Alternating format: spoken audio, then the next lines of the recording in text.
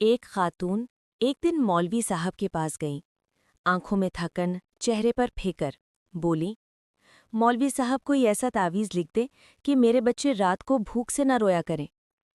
مولوی صاحب نے خاموشی سے قلم اٹھایا، کچھ لکھا، کاغذ تہہ کیا اور کہا، اسے سنبھال کر رکھ لینا، انشاءاللہ سب بہتر ہو جائے گا۔ اگلے ہی دن کسی نے ان کے صحن میں روپوں سے بھرا تھیلا پھینک دیا۔ خاوند نے فوراً ایک چھوٹی سی دکان کرائے پر لے لی۔ کاروبار میں برکت ہوئی، پھر ایک دکان 2 ہوئی، 2 سے 3، اور یوں پیسے کی ریل پیل ہو گئی۔ زندگی نے کروٹ لی۔ اب بچے بھوک سے نہیں روتے تھے، بلکہ خوشی سے کھیلتے تھے۔ سالوں بعد ایک دن خاتون صفائی کرتے کرتے پرانے صندوق تک پہنچ گئی۔ انہیں وہی پرانا تعویذ نظر آیا۔ دل میں خیال آیا، جانے مولوی صاحب نے اس میں کیا لکھا تھا؟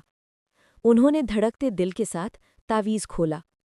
کاغذ پر صرف ایک جملہ لکھا تھا، جب پیسے کی ریل پیل ہو جائے تو سارا پیسہ تجوری میں چھپانے کے بجائے کچھ ایسے گھروں میں ڈال دینا جہاں رات کو بچوں کے رونے کی آواز آتی ہو۔ مولوی صاحب نے صرف دعا نہیں لکھی تھی، انسانیت کا پیغام دیا تھا۔ جب پیسے کی ریل پیل ہو جائے تو انسان کو اپنا ماضی بھولنا نہیں چاہیے، بلکہ یاد رکھنا چاہیے اور دوسروں کی مدد کرنی